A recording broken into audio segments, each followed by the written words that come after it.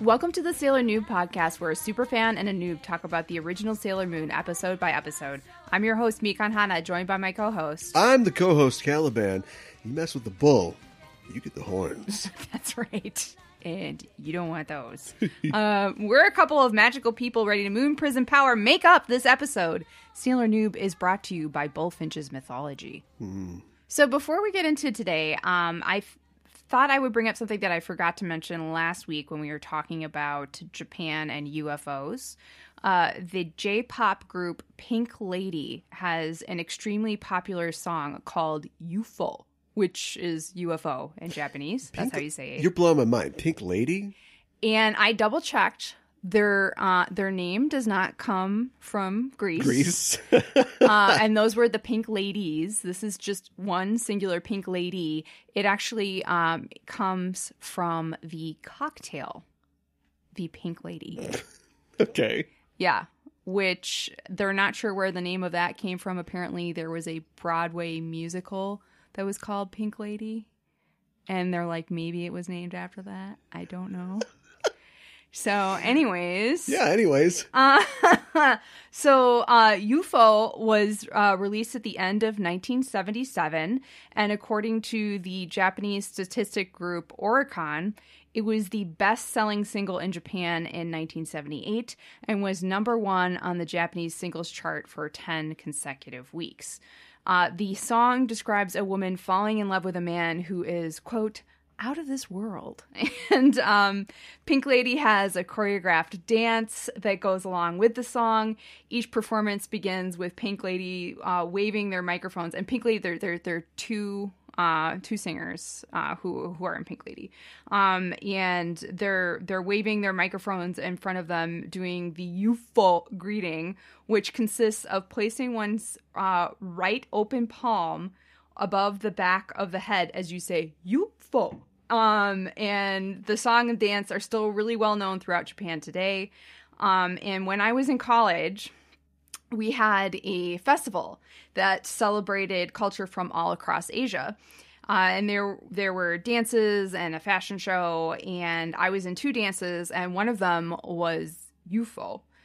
So I learned and did the dance with the song, and it was a lot of fun.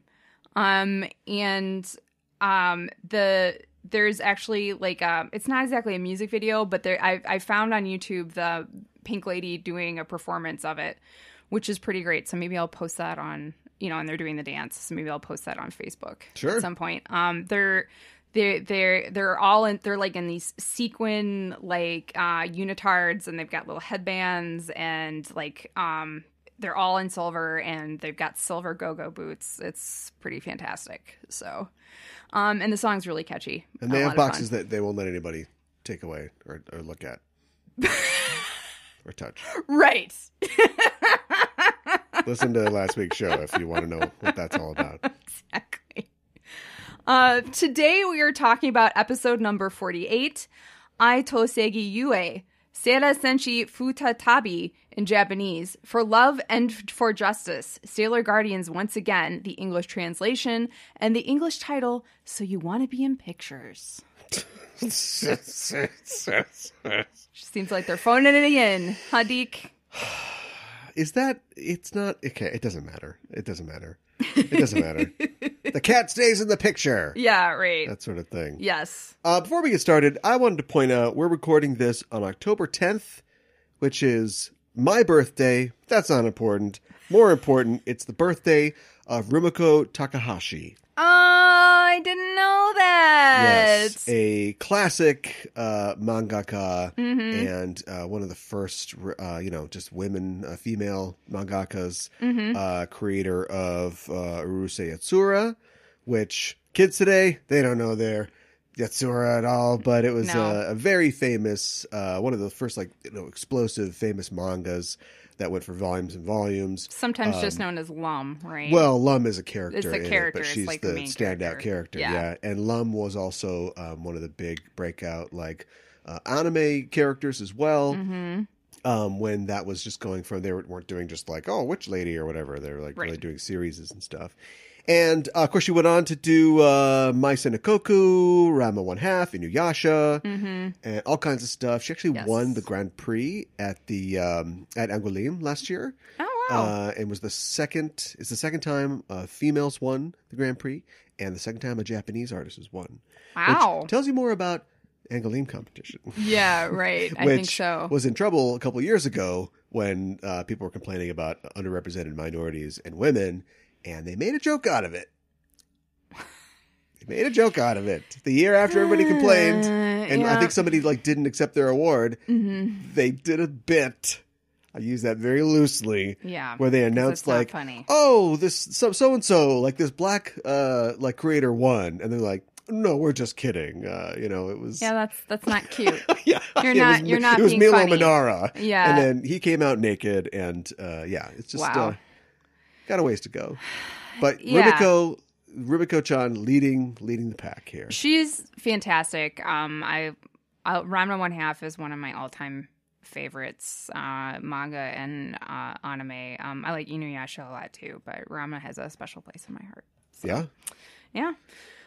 She studied at a manga school founded by Kazuko Koike. Okay. Who created Crying Freeman and Lone Wolf Cub. Yes. And so another really great mangaka. Yep. Yeah. She comes from a long line of great artists and storytellers. That's really cool. And she's still going strong. That's awesome. See, you have somebody who's really awesome who shares the same birthday as you. That's really cool. It's better than Brett Favre. Yeah, and I think what's his name? Slater from Saved by the Bell, I think also has a birthday today. Do you want to do the recap or? Sure, let's do the recap. There's no teaser. We go right into it this week. We open in Juban District. We see Mamoru standing on a street corner. Out of nowhere, Usagi appears. It's like that thing where a character is standing there and a bus goes by and they disappear. Yeah, right. But in reverse. Reverse of that. Usagi appears and takes his arm with a Mamoru. And he's like, what, girl? Don't go touching me. How do you know my name? Yeah. And she's like, wait, did you forget my name? He must not have his memory back. Uh-huh. She sees a vision of them as Serenity and Endymion and wonders if he has forgotten their past as well, their ancient past. And it's troubling for her. She grabs him tighter.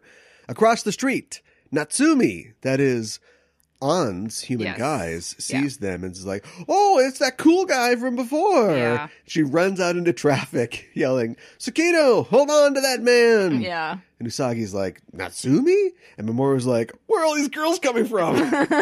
I'm late for work. I'm out of here. Yeah. And Usagi's like, wait, where do you work? And he's like, I'm not telling you. Natsumi arrives and she's like, great, you let him get away. Oh, Mamoru, I want you to have my babies, which I'll put in you because I'm an alien. She doesn't say that last part. But she says to Usagi, he's not your boyfriend, right? So he's fair game. Right. Bad news. Yep. Back at the Sakino household, Luna and Artemis are talking, and Luna says that, they don't know if this is like a new enemy, like what kind of threat this is. This has just been one thing. Yeah. But it's bad. Yes. And Artie says that he's against bringing the other sailors back. Yes. Usagi comes in to her room. She bemoans that Mamoru doesn't remember her. Yes. And Artie's like, well, now this isn't the time for that. And Usagi looks like she's going to cry. And the cats are like, it's time to bring the other sailors back. Yeah. And Usagi's like, whoa, can you bring back Mamoru's memories too? Yeah. Question. Yes. Why can the cats bring the memories back? Well, Luna can for some reason. I don't know if Artemis can or not. I don't Presumably, reality was altered by the silver crystal, right? Yes. Like, things were snapped out of existence. Mm-hmm. Or not. We still don't know. And those memories are gone, right? So, like, how did the cats unlock that? Are they giving the girls their cat memories of what happened? do the girls remember everything a foot off the ground looking at themselves? No, because Usagi, if you remember from last episode, she remembers everything that happened at Point D. Luna and Artemis weren't there. That's right. So they must have the memories must be in their head. Yeah, just they're locked just away by releasing silver it crystal somehow. power. Yeah. It's just like, I know we're not supposed to talk about it anymore, but like it's like the Infinity Gauntlet. It's real complicated. It's very complicated. When you say to Hulk, okay, Hulk, bring back everybody who got snapped away. Yeah. Except for the people who, and don't forget, and if you find Elvis, get him too. Yeah, right? It's just like, okay, all right, got it. Yeah. I must snap my fingers. Like, what? I know. But it's magic. It doesn't matter. Anyway, Luna says, no, look, we're thinking of bringing Ami and Ray back to help you.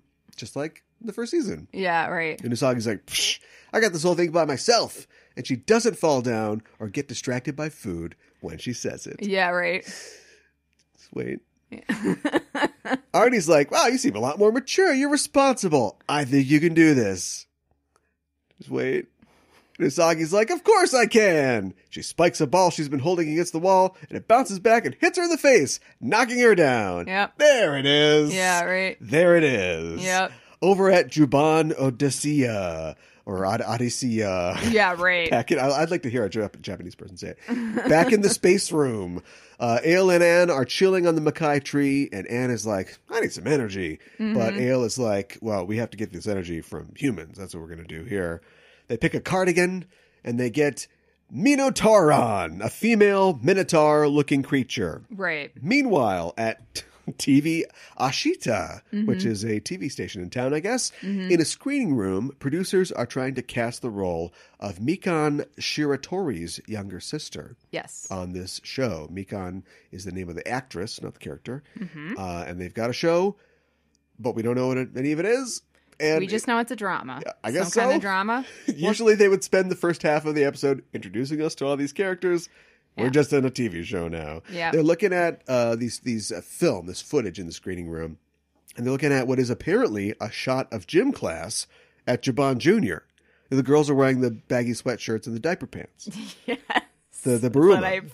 The Bruma. Yeah. The executive points to Usagi in the picture, which was apparently taken a second after a volleyball has hit her in the face. Because of course it did. And he's like, not this one. What about her? Yeah. It points to Naru. Uh-huh. Very average looking.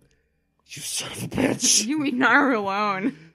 In subsequent slides, we see Makoto, Ami, Minako, and Rei. Where did they get these pictures? That's what I want to know. I'm really weirded out by this. Is Umino their talent scout?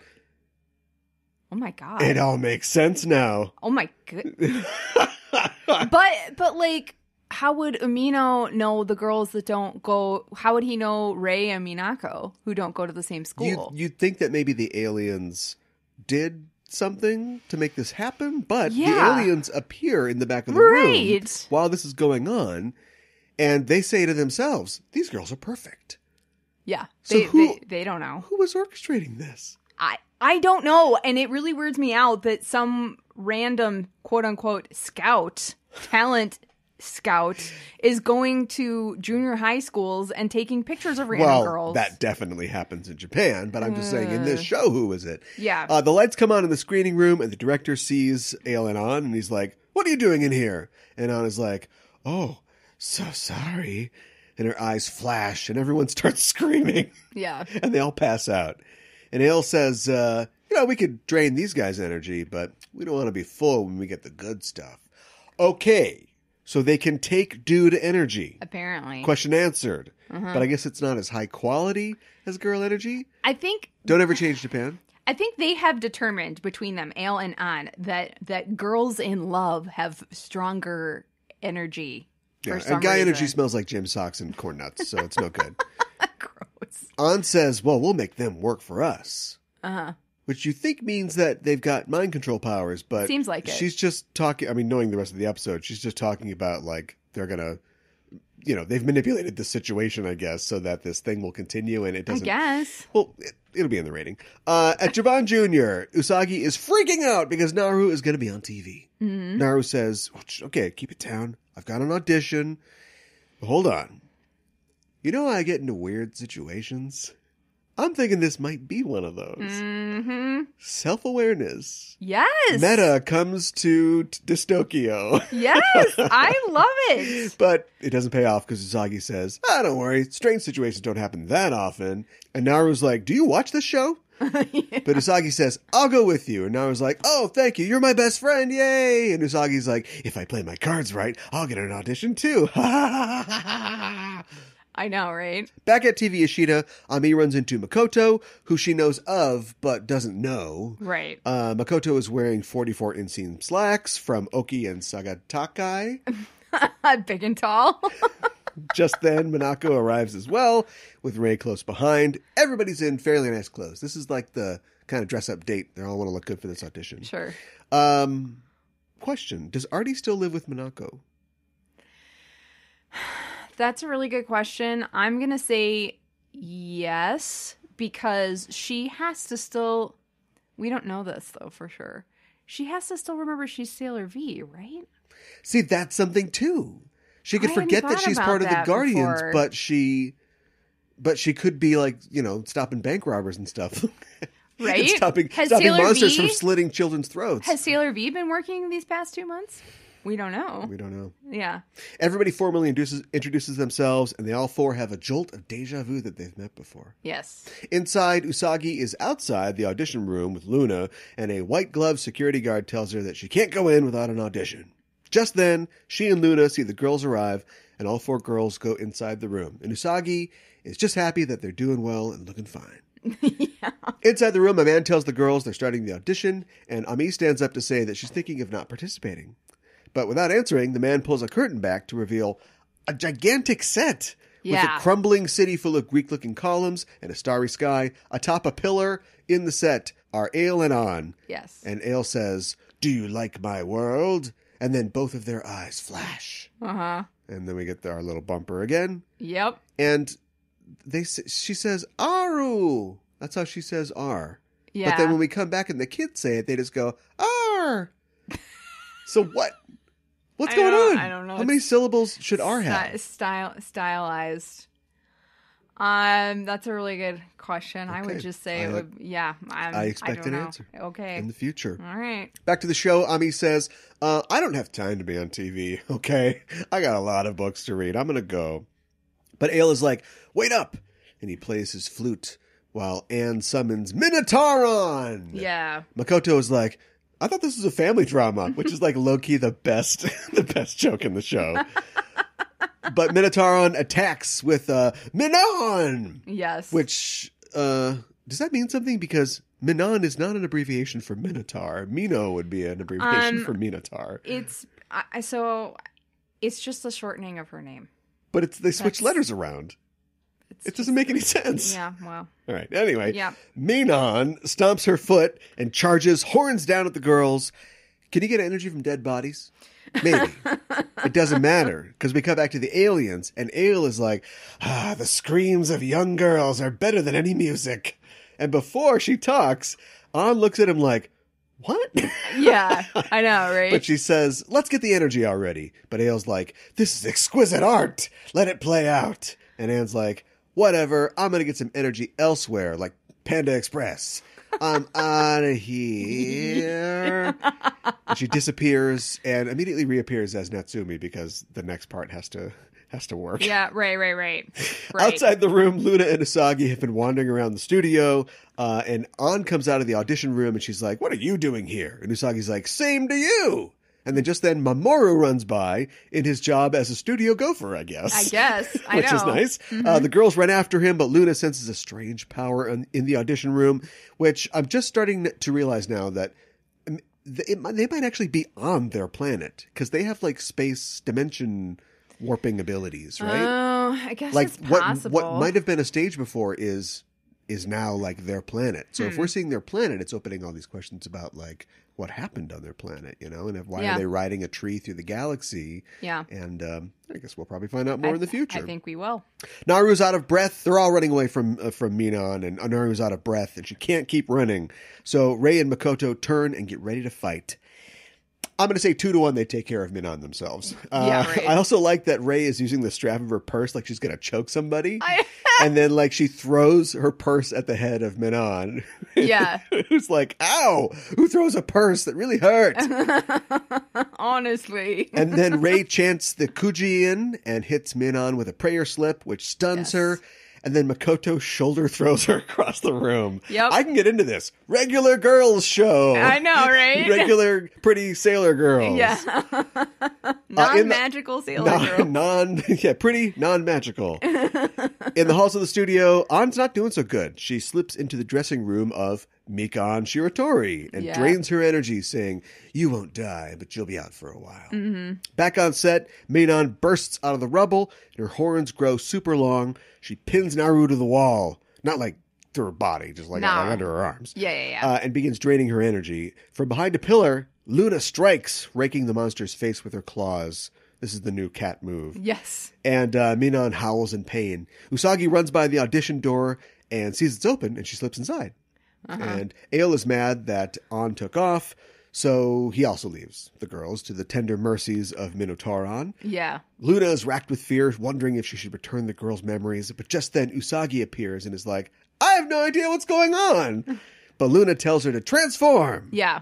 Minon has the girls trapped in a dead end. It looks bad, but we hear, "I don't know what's going on here. I got no clue, but I can't forgive you for picking on young girls. Yeah. In the name of the moon, I'll punish you." Minon fires her horns at Usagi, who dodges out of the way and says, "I'll turn you back into a good girl," and reaches up and grabs nothing, remembering that the moonstick is now gone. Yes. Meanwhile, the girls are like, she seems familiar somehow. Do we know her? Yeah. So another question. I guess Sailor Moon never existed as far as the world's concerned? You don't seem to remember her? No. The girls don't. The girls don't. So, it's weird. Uh-huh. There's a pregnant silence over there. What do you Minon want me to shoots her say? horns again, and Usagi's doing the whoo, whoo, she's dodging back and forth, and Ray's like, looks like I'll have to handle this. Wait, why did I say that? And Luna suspects that seeing Sailor Moon in action is causing the girls to regain their memories. Yes. Sailor Moon gets pinned like Naru against the wall, and her energy is drained as Minon lifts her up to the sky. Higher than the ceiling could have been, right? I think they're in a pocket dimension. Yeah. Luna says, "Well, there goes handling it myself," and runs over to the girls. Minako says, "That cat just talked." I know. And Luna is like, "Oh, no choice. 4-way Luna mind meld." Each sailor symbol appears on their foreheads, and they all remember their past lives. 4 pens fly out of nowhere. Yeah. Like, did Luna do 4 flips? Or are they just calling them to themselves like Thor with Mjolnir? Yeah. Or, well, anyway, we get a sweet-ass 4-way transformation. The Sailor Scouts are reunited. Yes. Double LP, world excited. Shaybon Spray, still with the animation mistake. I was told that was going to be corrected. Shaybon Spray is fired. In the fog, Minako leaps up and retrieves Usagi from Minori's horns. Jupiter summons a supreme thunder and electrocutes the monster. Thanks for the lightning rods on your head. And a combination Fire Soul Crescent Beam completely destroys Minotauron, whose card falls to the ground. She ain't going to be a good girl no more. No. Ale and Anne appear briefly and are like, "Oh, dang, there's 5 of these chicks? Yeah. You haven't heard The Last of Us." And they disappear. Yes. Usagi is overjoyed to see her friends again, and they tease her for needing them. Friendship. I know, right? Back at Akawa Shrine, Minako says that the actress, Mikan, is going to be fine, but the show was canceled. Which is like, that's not fine. Yeah, she lost her job. Yeah. Ray is like, "Oh, we have to fight with Usagi again." And Luna's like, "Sorry, if Usagi wasn't so incompetent, you'd all have normal lives still." Holy crap! I know. Thanks, Luna. But Makoto, always magnanimous, says, "It's okay. We have to defend Earth from this new evil." And Usagi's like, "Thanks, Makoto." "Yeah, woo! Now we have to bring back Mamoru's memories." I know. Got a weird laugh. I know. She's definitely obsessed with bringing Mamoru's memories back. Yes. So I think that's why the weird Gotta laugh. get that done. And how tough could it be? We did 4 in 1. Yeah, well. Time will tell. Yeah. I mean, we can talk about it now. Yeah. That's it. Why did they bother? I think I've said this before. I know. Why bother? I think Deke had the right idea. And you're going to tell us later how Deke must have carved this thing up to make it make sense. But like, why bother? You get a couple poignant emotional beats out of Usagi in that, you know, we always talk about how like, you're sending a girl to do an army's job. Yeah. And you can't be surprised when they all die in the Arctic. But she should get to be a girl. Yep. Yeah, I know. It's messed up. I don't know. I without going into it too much, I do like how the first arc ended in the manga more than in the anime. See? That's all I'll say about that. Yes. So, yeah. I also wanted to mention, I can't remember if we've talked about it or how much we talked about it before, but I did want to talk about the Batari Baruma. Yeah, sure. Which, as I call the diaper pants. Yeah. Well. I actually cheated and did a little research of my own. Yeah. Or I just flipped by a Wikipedia page that talks about like the problems that they've had with that, because it was originally like back in the 50s or 60s when they were making all these like, you got to do the eye exercises, and they're making all these laws about like Health and Human Services that they're like, kids should like run around and they shouldn't have, things to trip on or whatever. They should have, free motion of their legs. And so they came up with this idea, but everybody hated them. Yeah. And because of how they worked, you'd often get like panty slips and stuff like that. Do you know what I mean? Like, and it was... why not just go with shorts? The boys have shorts. Right, exactly. Well, they do that now, actually. But this is the story of how they did that. Yeah, right. How their pants got turned upside down. Oh, my goodness. And so it's crazy because the complaints always happened and they ignored them until like the early 1990s. And some people trace the anti-Baruma movement to Singapore, to the Japanese school in Singapore, where the Singaporean students weren't going to put up with it. Oh. So like they said, like, we don't like these. Your panties are sticking out. They're super tight. Like these are young girls. They're developing bodies. They don't want this hassle. Yeah. Also, they get like hooted at when they're jogging, like off campus. Yeah. And the school basically rejected it on the idea that they were a wagamama or a selfish minority. Whoa. Yeah. Whoa. But that controversy came back to Japan and was in the Japanese newspapers. And then like Japanese moms of girls were like, yeah, what the hell? I hated it too. And my daughter's doing it too. And let's get this out of here. Like there was even like to the level of people calling it sexual harassment that young girls had to wear these things. It kind of is. And so, honestly. And so now it's gone because people are like, what the hell? So thanks, Singapore. Yeah, right. Although nobody's ever said thanks, Singapore, for much, but yeah, thanks, Singapore. Still got those baggy socks though, huh? Those are very popular. Well, at least when I went over in like the early 2000s, it was probably before then too, but it was incredibly popular for girls in their school uniforms to wear these baggy socks, and they have like special glue that they would use to hold their socks in place, at the right level. Like an spray adhesive? I don't know if it was spray because in or theater not. we had a spray adhesive it didn't work very well, but like to keep things. I'm not sure if it was spray or if it was some sort of roll on, but it was something, that was made specifically for that. Yeah. Okay. So it was like, it wasn't going to irritate your skin or anything like that. But, it was kind of like a way of like, kids always have found ways to personalize their uniforms and kind of make it their own, and that's part of that. So the baggy sock thing. So yeah, Don't tell me what to do. I like my baggy socks. Yeah, right. I'm out of here. Exactly. I did want to mention, I didn't realize this until I started doing research for this particular episode, but Mikan Shiratori, the actress that the Senshi are auditioning for the role to play her younger sister, she is actually the superstar idol character in episode 7, where Usagi learns her lesson, becoming a star is hard work, where the Yoma attacks her in the shower and becomes a fake version of her. And Usagi and Naru sing a really bad version of the Moonlight Densetsu, and there's a talent show. Yeah. So she's the same character. And there's the girl, or was it a pair of girls, who are talking in the Japanese comedian dialect? Yeah, the Osaka Ben. Yeah. Yeah, it was two girls. Yeah. You learn a lot on this show. Yeah, you do. If I do say so ourselves. Yeah.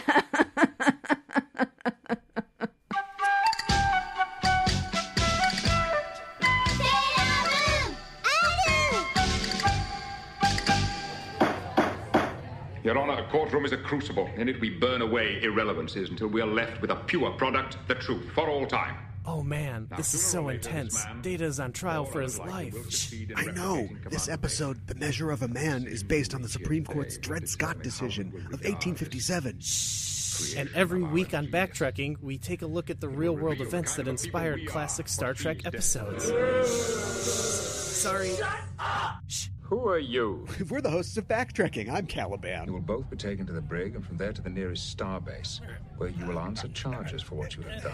And I'm Gooey Fame. This is not a game. This is life and death. You can follow us on Twitter. Backtracking is available wherever you listen to podcasts. You go f*** yourself.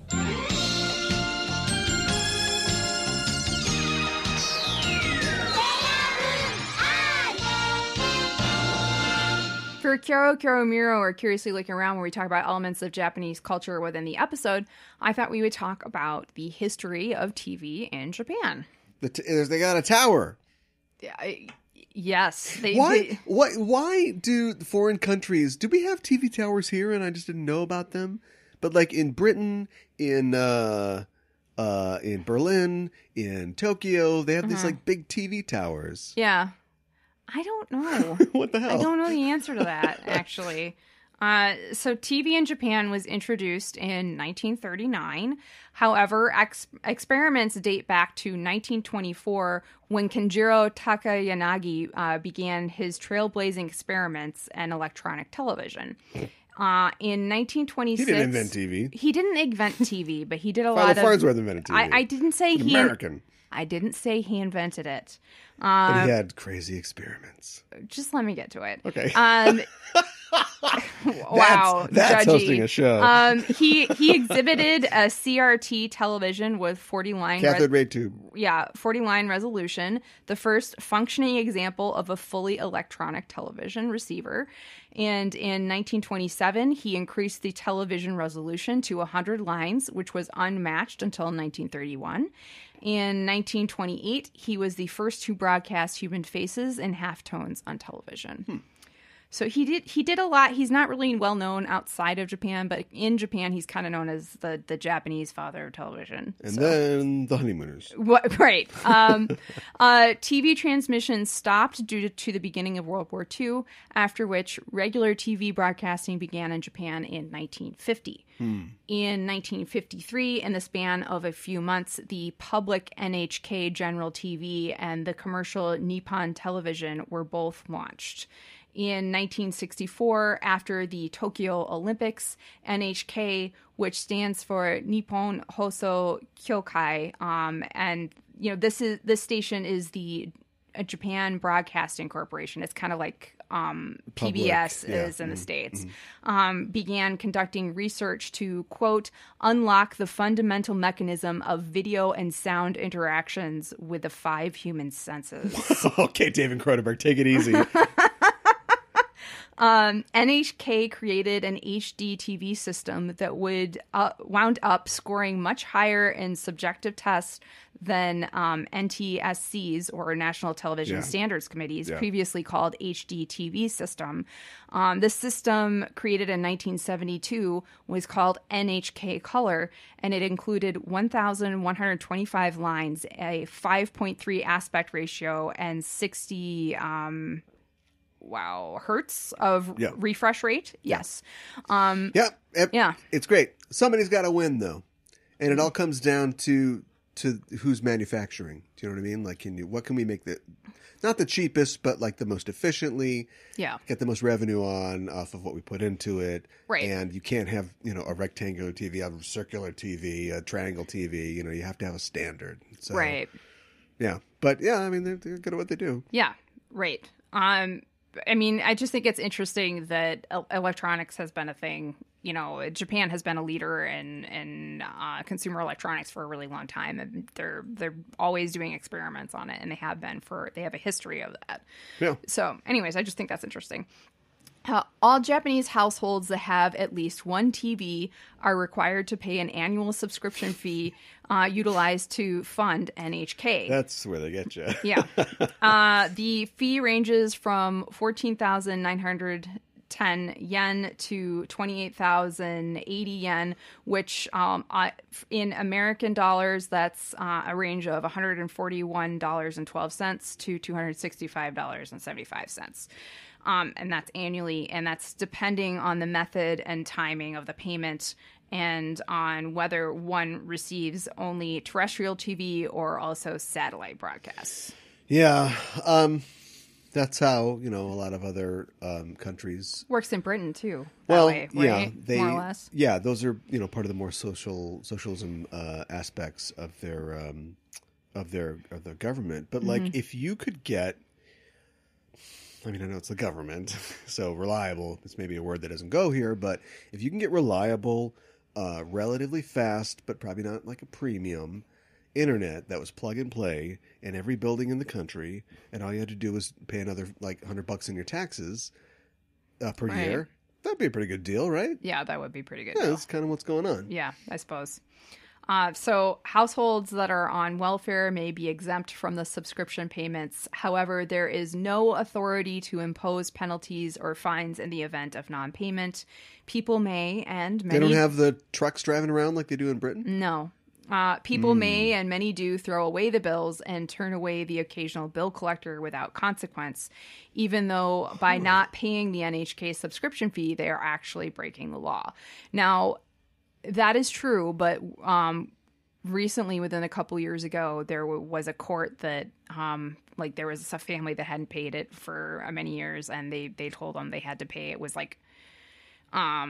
it was somewhere between $900 $1,000 fee for I don't know, maybe 10 years of not paying it or something like that. Interesting. So, yeah, but the government but it doesn't happen often. It's so interesting. The government's like, you should pay it, but yeah. Why pass the thing that says that people have to pay if you're not going to enforce it? It was passed in 1950, I think. So it's continued. So it's an outdated sort of law. But it has continued. The law has continued, so I don't know. Interesting. Yeah, why not enforce it? But... And plus, and maybe it isn't... has it kept pace with inflation? Because at some point you cross a threshold where it's like it costs more for us to send out TV truancy officers than it, just collecting it. So. Right. That could be. I'm not exactly sure about that, but interesting. Cable TV was introduced in Japan in 1955 in Shibukawa Gunma Prefecture, which is in central Honshu. Until the 1980s, cable TV in Japan was mostly limited to rural mountainous areas and outer islands where the reception of terrestrial TV was spotty. Cable TV began to grow rapidly in urban areas in the late 1980s, starting with Tokyo, whose first cable TV station started broadcasting in 1987. BS satellites were utilized for direct-to-home TV services in Japan. Japanese satellite TV began with test broadcasts executed by, again, NHK in 1984. At the time, direct satellite TV reception, or DTH, was obtainable with a small parabolic antenna, 40 centimeters to 60 centimeters in diameter, all over Japan. After the first successful test of satellite broadcasting with a TV signal, many Japanese companies that made consumer electronics started to make a lot of products with built-in satellite receivers for the Japanese consumer market. This encompassed the Satelview satellite modem peripheral for Nintendo's Super Famicom system, as well as satellite TV and satellite radio services. On December 1st, 2018, the world's first 8K TV channel was launched by NHK. The Ultra HD format has 4 times the resolution of 4K, utilizing 33 million pixels as well as 22.2 multi-channel sound. The first programming that was broadcast on the channel was a restored version of 2001: A Space Odyssey, transformed into the new format by Warner Brothers, who worked closely with NHK. The film was chosen because it was shot in 70 millimeters. Right. There are currently 8K TVs available for sale, but they are still very expensive. They can run as much as $60,000 US for a 98-inch TV, or as low as $2,300 US for a 55-inch TV. So not cheap. Interesting. Yeah. And I heard that they think that it's going to go down and be more reasonable within the next couple of years, but NHK has been working on 8K TV since 1995, with the format first publicly shown at the 2005 Expo in Japan's Aichi. The 2012 London Olympics saw the first 8K test live public broadcasts, which apparently signified the beginning of tangible designing for a dedicated channel. For years, NHK have been developing an essential 3D system which doesn't need special glasses and will allow images to be viewed from different angles depending on the position of the viewer. It may be ready by 2030. You know what we need to do? What? Give them the Olympics again. Yeah. These guys get the Olympics and suddenly the TVs increase in quality. Well, it was supposed to be, was it in Tokyo? Supposed to be in Tokyo this year. That got postponed to next year. Oh, man, right? I can't wait for my 16K TV. Well, I read that 8K is supposedly the best that a human eye can see. So that's why they're working on 3D TVs, not 16K. Oh, don't give up at 8. Come on, Japan. Keep going till you hit the resolution of the universe. Yeah, right. So we've talked about the technology, but what about Japanese TV programming, like programming that is kind of more specific to Japan, specifically besides Strap in. anime? Here we go. So Japanese dramas, or terebi drama in Japanese, which of course means television drama in English, are an essential part of Japanese TV, and sometimes they're called J-dramas, and are broadcast daily. All major TV networks in Japan create a variety of drama series, including romance, detective stories, comedies, horror, jidaigeki, which literally means period dramas. Jidaigeki are usually set during the Edo period, which again is from 1603 to 1868, and many other kinds of terebi drama. The Japanese often subdivide TV series, and especially drama, into kuru, which is derived from the French word cours, which translates to course or class in English. A kuru is a 3-month period, which typically consists of about 13 episodes. Each kuru usually has its own opening and ending image, sequence, and song, recordings of which are typically sold. Kuru typically are as follows: winter, so January through March; spring, April through June; summer, July through September; and autumn or fall, October through December. A 6-month period of 26 episodes is also utilized to subdivide some TV series as well. The majority of dramas are broadcast weekdays in the evenings from 9 to 11 p.m. Daytime dramas are typically aired daily, and episodes of the same drama can be aired daily for several months. Evening dramas run weekly and are typically 10 to 14 episodes. Terebi drama can be compared to American or British miniseries. Dramas are rarely canceled mid-season because their kuru are so short, but they typically do not carry into the next season or kuru, even if immensely popular.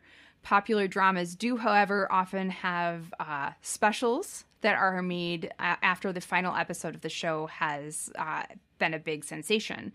Some genres, such as jidaigeki family dramas, however, feature a series that are episodic, or sometimes they go for years. So it is possible for a show to go for years. It sounds a lot like British TV. Yeah. Just in its structure. Yeah.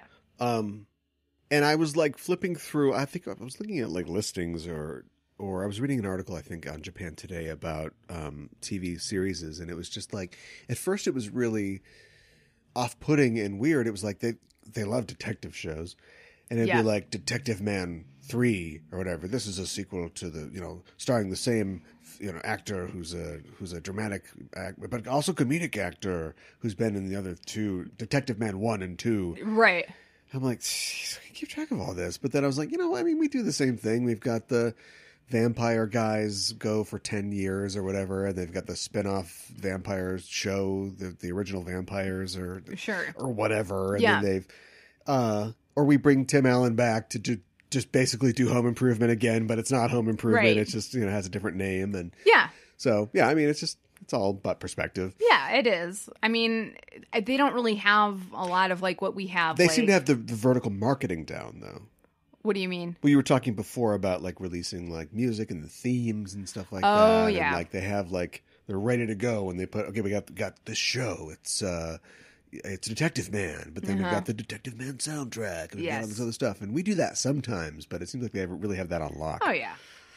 Yeah, you gotta make some moolah. Gotta make that yen, right? Yeah, exactly.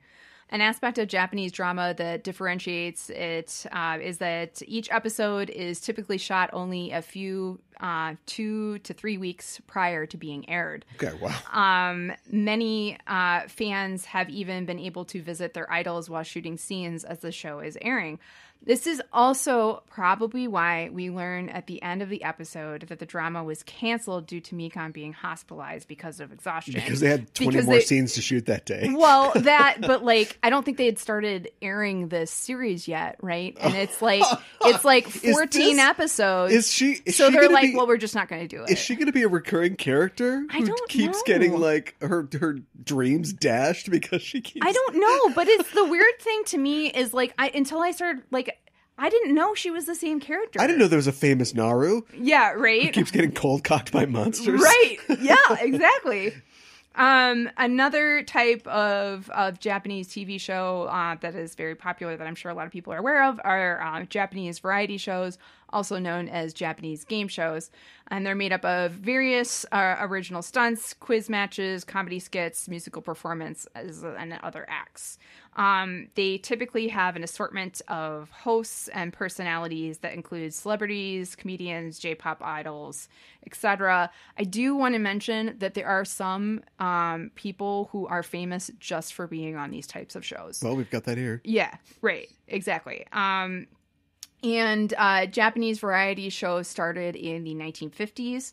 There are a variety of shows that feature an assortment of activities from eating strange food to participating in eccentric games. The TV program Music Station has been broadcast since 1986, and the format is almost exactly the same. The biggest change is the decrease in live backup music for the musical acts since the 1980s. So it is basically like a musical show. There are a lot of... It's like Name That Tune? No, they're like groups that kind of like get their big break by performing on it. Yeah, but I don't think it's like all... Just saying.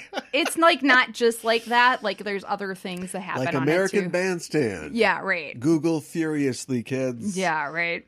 So Japanese game shows have been known for including very sadistic challenges, with Hollywood Reporter even saying in 2008, quote, "The Japanese have elevated cruelty to an art form." Oh God. I've only seen the GIFs. Yeah. Like, we've created a room on this set, and some of the things are made of chocolate, but they all seem realistic. And then you have to like bite into what you think is chocolate. And if it's not chocolate, you're like, oh wow, my tooth, it's not chocolate. Yeah, but if it is chocolate, you're like, thank God this door handle is chocolate. It's like, what? Yeah, exactly. I don't know if it's the same show, but I've seen clips where it's like they just present like the participant with an object and they don't know if it's made out of, if it's actually food or if it is the object that it looks like. So one guy is given like a man's dress shoe and he's just like, oh my God. And he like bites the toe of it and it's like chocolate. And it's like, is this where the fad of making cakes look like realistic objects came from? Can possibly. we blame this on them? I don't know. Maybe. Oh, it's a phone. I'll get that. Whoa, fondant. It's cake. Yeah, right. In 2002, it was recognized that these game shows had actually been physically harmful to some contestants and caused physical injuries, some of which were actually spinal injuries, in at least 2 cases that were hospitalized. I don't know the outcome of that. They didn't win Takeshi's Castle, I'll tell you that much. Well, it was some sort of like special, and they were doing some ridiculous Chainsaw juggling. Well, it was some sort of course, you know, like where they had all these horrible things that they had to do. Yeah. And so it was a special, and both of these contestants that had spinal injuries, apparently they were participating in the same special, and they just ended up not airing it. But this one guy fell off of a fake wall, like I'm not like at least 6 feet. I don't know how far, and like landed in some shallow water, but like hurt his spine. Well, sure, yeah. And then another guy got hit with like this big plastic ball, but it must have smacked him against the surface or something like that, like really fast. I don't know how they do it. On Takeshi's Castle, yes. MXC here in the States on Spike TV, they used to have a thing. They have all kinds of crazy stuff, but they used to have a thing where it was like an obstacle course, and it's a race. You're trying to win, right? And so you got to climb the wall. You got to do this. You got to do that. And they had one part where they had a row of 5 doors, and only like 2 or maybe 3 of the doors were real. They weren't doors. They were just like paper.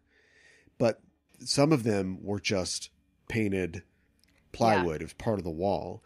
Yeah. And so, and you put a straightaway in front of it. So you just got over that wall, and you need to get as much speed as possible because you want to get to the end. So people would just run full tilt, and it would either just through the paper like a college football team, or they would just bam become flat for a second and then return into a human being again and fall down. Yeah. It was just like, that is I'd imagine there's some injuries. There has to be injuries on Wipeout or the American shows. Yeah. How do they get around that? I don't know. That's a fantastic question. I don't know how they get around it. You know, like, because it's like somebody must, you don't air that, but like somebody's got to get hurt, and then everybody's got a lawyer. Like, how do they even, you must sign like 10 forms that are like, we'll give you $500. Right. And see you on your way. Yeah. And one of those collars. I know. Put it on your head, right. Your neck. But there's so many just ridiculous game shows out there, Japanese game shows. Do they have like a History Channel or like an A&E? I don't know that they. Because that's about 50% of programming question. On our cable television. So I wonder if they're like, let's hear about the Russo-Japanese War or whatever. Let's check that out. Yeah, I don't know. I didn't come across that, but I mean, I know that they have like maybe like 6 or 7 like basic channels. Do they have 2 of which are NHK. I don't know. What would their cops show be like? Shakuhachi flute. Yeah, right. Bad boys. It'd be different, that's for sure. No guns, so. Yeah, that's right. There'd be no guns. Yeah. So I don't know, maybe, but they're probably not though, because Japanese crime rate is very low compared to other. Hey, look, I'm not saying it'd be a boring show. Yeah, right. It's just like, yeah, I've been on this beat now for about 5 or 6 years, and one time we had a drunk guy. That was pretty great. I know, right? Actually, like all the calls would be drunk guys. Yeah, right. It would just be like puke covered salarymen, right? Probably, unless it's like they're tracking down Yakuza. I don't know. I mean, no, this is like on the street. You know, right. Okay. The men and women of law enforcement. Yeah. In Japan. Yeah, right. Not like anything cool, like Japanese FBI. Yeah, like sunglasses sliding over the hood of the car. Yeah, right. We got to get these guys. The drugs are coming in at the port. No, nothing like that. They won't let them in the onsen because they have so many tattoos. Just be, a guy eating Pocky and like, hey, slow down. sitting in the koban or whatever. Yeah, right. Okay, you want directions to where? Yeah, right. All right, okay. Yeah, I've got some tourists come in sometimes. I pretty turned around, but we set them straight. Yeah, right. I don't know. It could be fun.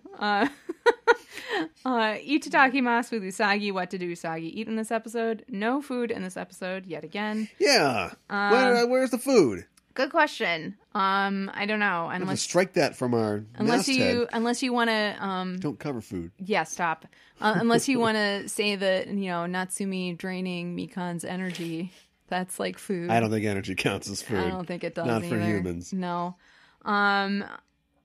Should we mention again that if you want to check out the fashion stuff, you should actually go to our Instagram, which is at noob_sailor. Yeah. To check that out. I think we can officially retire the denim jacket, long skirt look for Usagi. Like, Right. We never have to talk about that ever again.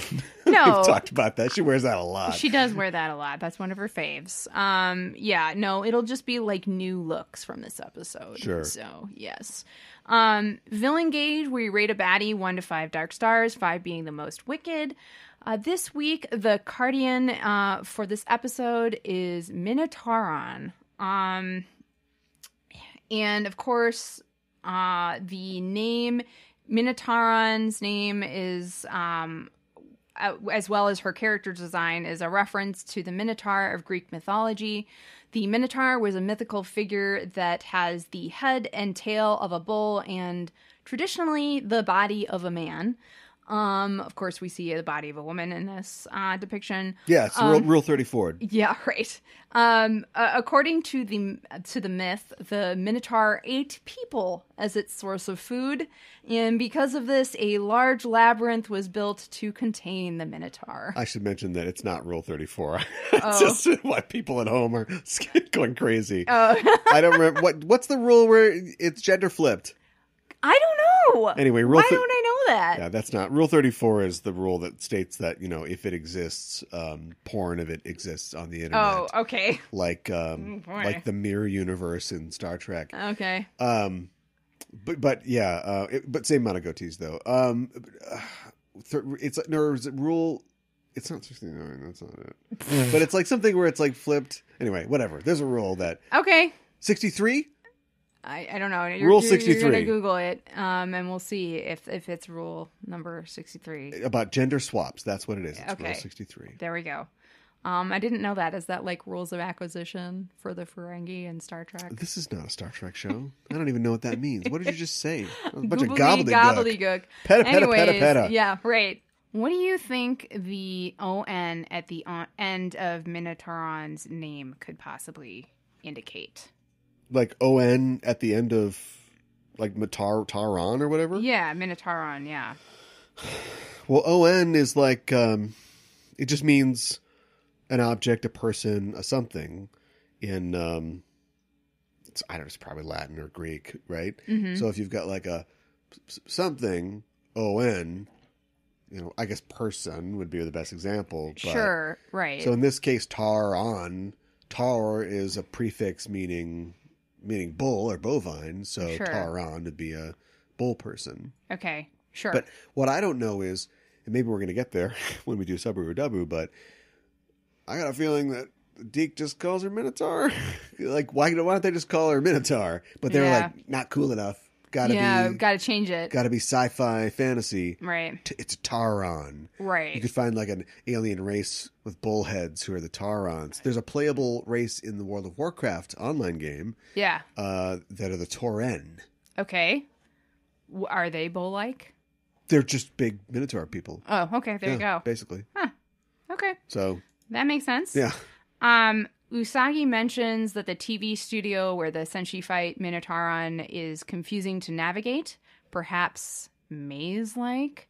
This is a reference to Minotaur from Greek mythology who lived in a labyrinth. That's so... I didn't get that when I watched it. That's clearly I didn't either. That's so cute, and it really doesn't matter. It doesn't have anything to do with anything, but I like the fact that they took the time to go, oh, we got to keep her busy for a while. So I was like, Yeah. let's just do this. Yeah. You can't find your way through the thing. Exactly. Because I was going to ask, is that like an inside joke? Because this is a TV show. And so, like, are the TV stations just confusing? Yeah, it's like you go to the TV station to work or to turn in your script or something like that. I can't find anybody, but it's that's okay. Yeah, good. Yeah, it's cute. I don't think it's gonna save this episode's rating, but I don't either. In Minotauron's character design, she has light blue skin, red eyes, short brown hair. She has cloven hooves for feet. White bull horns that, again, can extend and suck the energy out of her victims. Her outfit is a red one-piece suit that is low-cut, showing her cleavage, and comes down underneath her shoulders. And there's an upside-down triangle cutout, which exposes her belly button. And it's kind of like, it's that quick animation thing where they don't give it any texture, but the line of the cutouts, the neck, are like, have that like, they're jagged to sort of suggest this is furry. It looks furry. And if you remember, Vampire's outfit was like that too. Oh. It was also jagged and looked furry. Well, her Maybe outfit. I don't know what I'm talking about. Wow. Maybe Vampire was a vampire bat, but she was a plant. I know. It's very confusing. I know that it's going to come back together. I know the monster design is going to come back together. I just don't know why you wouldn't put them in the front. Yeah. Maybe they're saving the best for last. Yeah. Morga. Yeah. Right. Morga. Yeah. Continue. True. Yes. Good point. The red outfit also goes over her bull tail, which also appears to be red. I know. Yeah. And covers her hands completely, and also the spikes that extend from both of her elbows. The fabric appears, as you said, furry. On the outside of her thighs are white oval-looking armor pieces that have a gold accent at the top and a black accent at the bottom. Yeah, it's kind of Power Ranger-y. It's like it is. It's like she could stick maybe guns that's in what they there were going for, or, like a Sentai look. Maybe their fins. Yeah, well, there's Super definitely Sentai. a Sentai look. Yeah. Yeah. She has a gold armband on her left arm and a red choker with a gold ring hanging from it, probably as a reference Kinky. to a gold ring that a bull might have through its nose. Bring back Rule 34. Yeah, right. Stop. She also has 2 white bull skulls minus the bottom part of the jaw as shoulder armor. Skull epaulets. Yeah. The Dark Kingdom missed the ball on that one. Yeah, right. Exactly. On her card, Minotauron appears topless, covering her breasts. That was kind of weird. Yeah, covering her breasts with her arms. This, oddly enough, was not cut or censored in the English dub. Ooh, in this one, Minotauron's cheeky. Ooh. I know, right. Sassy little Minotauron. It's like, what the hell? I know. Are they supposed to be, I guess I'd never really like looked at him super close, but are they supposed to be like a kind of, Art Deco kind of rendition of this creature, which in real life is just like, like a, because it's an art, kind of like an artist piece, rendition, like a tarot card. Yes, they are very tarot like, but they're not. It's not. Tarot. Yeah, but it's right. But they're their own thing, right? It's not. They're not like they don't represent the major arcana of the tarot. No. Yeah. That's not what we're doing here. But yeah. Well, we're kind of doing that. But it's very tarot-like. Yes. I get that they're feel magic from it cards. too. Yes. That's what it is. Right. Yeah. I tap Minotauron. Yeah. Right. Spend 6 swamps. Is that it? Yeah. I don't know. Okay. I feel like Minotauron is very similar to Vampire, and I actually feel like I enjoyed Vampire a little bit more. And while her namesake and design are a reference to the Minotaur, I feel pretty uninspired. So I'm going to give her 1 out of 5 dark stars. Whoa. Yeah. Wow. Yep. I can't go that low. Oh, okay. Well, I'm going to say, yeah. Sometimes it's not the monster's fault. Mm-hmm. Sometimes it's the episode's fault. Yeah, well. But the monster still pays the price, too. Okay. I like the design. Yeah. We don't like it when it gets too crazy, but I like the all red. Great. She's a bull. Right. Good. Yep. I like the horns. I like the extending horns. That's kind of neat. That's neat. And there's just enough little bits and gewgaws, and it's like, why does she have two things on her legs? She's got a little tail. Yeah. That's all great. All right. But she doesn't do anything. The cardigans are underwhelming so far. I agree. Because some of the other monsters and Yoma, like, they can think for themselves, and they can do stuff, and they get mad and and jealous, and they have emotions, and so far cardigans just monsters. Yeah. And this one doesn't. I don't know. She just it's a ball. Oh, they're just gonna chase us. Yeah.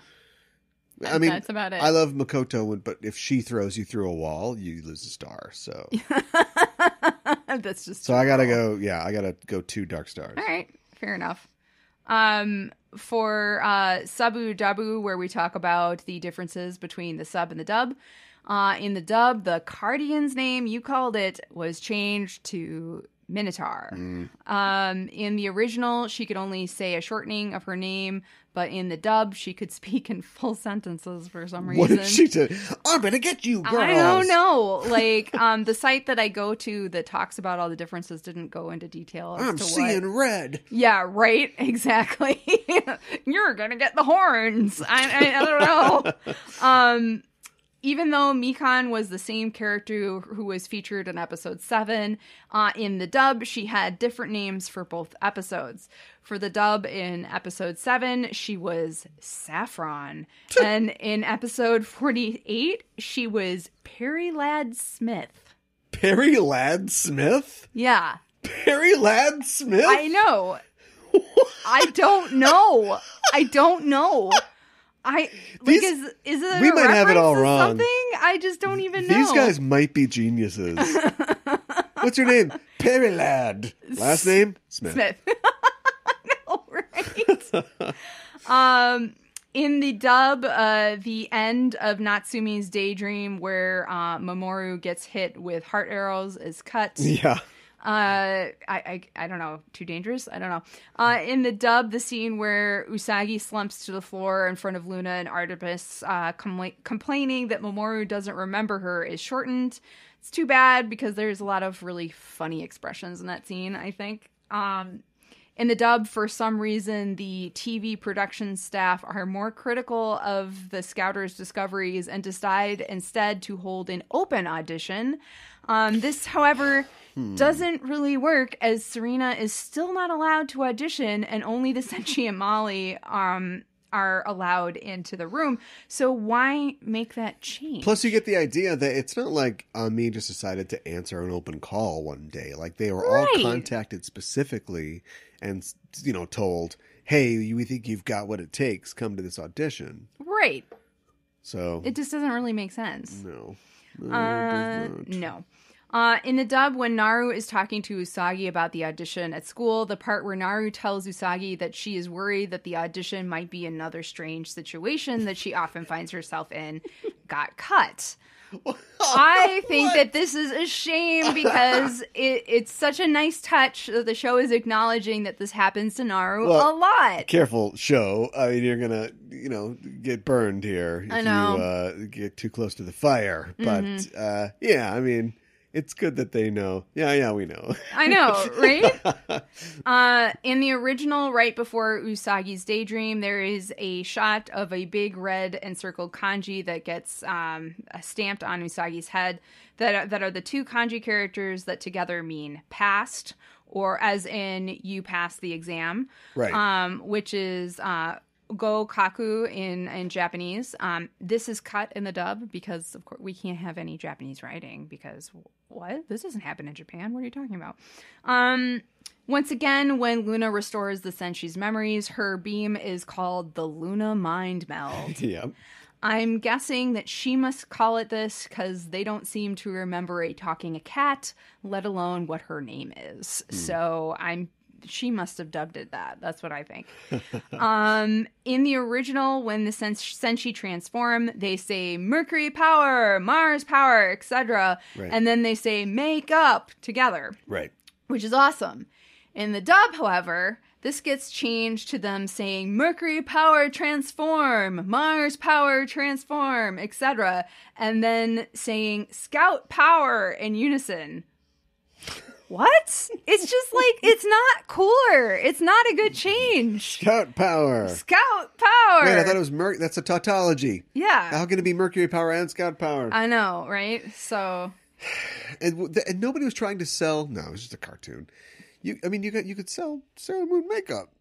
Get that vertical marketing. Well, get that integration. There has been Sailor Moon makeup, in more recent years. But yeah, I know. They're not even thinking about that. No, they weren't. In the original, we learned that the TV drama was canceled due to Mikon being hospitalized because of exhaustion.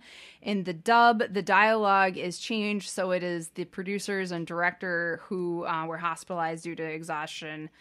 Not sure why this change was made, since in the dub you still see the actress passed out on the floor due to getting her energy drained. Right. So why? Although we don't change ever it? see those guys. There's one guy that's like, "Welcome to the audition," but we don't ever see what happens to any of those other guys. That's true. You'll all be in the rating. What's next? Well, I think we're actually up to our rating. Okay. So I like Usagi's expressions when she complains that Mamoru doesn't remember her. I like that we have the Senshi back and that their memories are restored. I like that the Senshi are able to fight Minotauron without their Senshi powers. That's a big thing that I like a lot. But however, this is not a really strong episode for me. So I'm going to give it 2 out of 5 roses. I have a few comments I'd like to share. Yeah. The first was I've sort of touched on before. That didn't take long. Yeah. Well, I mean, I guess know. there's less episodes in this one than there is in Sailor Moon Original, but you can't find some way to just make it mean something or last a little longer. Or just like have I'm glad it they're add to the story. back together, but it just makes the last episode and 3/4 seem like, why did we do that? Yeah. Yeah, I did like the fact that they're still 4 intrepid girls and Naru 5 without their powers. Yeah. And even Luna's like, they're doing pretty good. Yeah. What's going on? Yeah. But they should be. Whether or not they remember all the things they did before, I like the idea that their skills are becoming more honed and they're becoming more resourceful, and even Usagi is becoming more confident and responsible, and so hopefully that'll continue to build. But we're seeing that. You can take the sailor out of the girl, but she's still got a sailor power. That's right. She does not have sailor power. She's got girl power. Right. Maybe do some more stuff with the TV stuff. Like we did 2 different radio ones, and I feel like it wasn't the whole episode, but we kind of got into the radio aspect of it, or they wanted to be on the radio, then we had a radio thing. Yeah. And this is, we haven't really touched on TV. No. And so here we are. This is a show that's on TV. Yes. So we're already, invested in this. Yeah. And it isn't like, at this point, what are you going to do? You're going to do another burp, burp, burp, burp, burp, burp, burp, burp, and they're at you about you in there. Oh, look at this flyer. Oh, I want to be a TV star. Me too. Yeah, right. Oh, you're going to be TV stars. Yeah. Snap, snap. That's it. Snap, yeah, snap. Right. We've done that a million times, Yes. but I don't know. Find some new way to make the TV thing pay off more, because they go to this thing and then it's not really about TV at all. No, it's There's not. no real payoff for that. Uh-uh. Say something good. I like Maiden's Policy more Yeah. this time around. Good. Yeah. Yeah. I'm willing to wait for it Okay. to grow on me.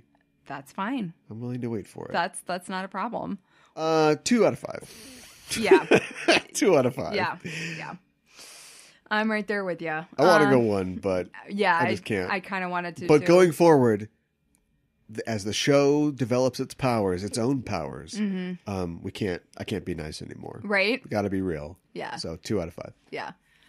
My English title is Drama Rama, Friendship Revived. Mine is Horns of a Dilemma.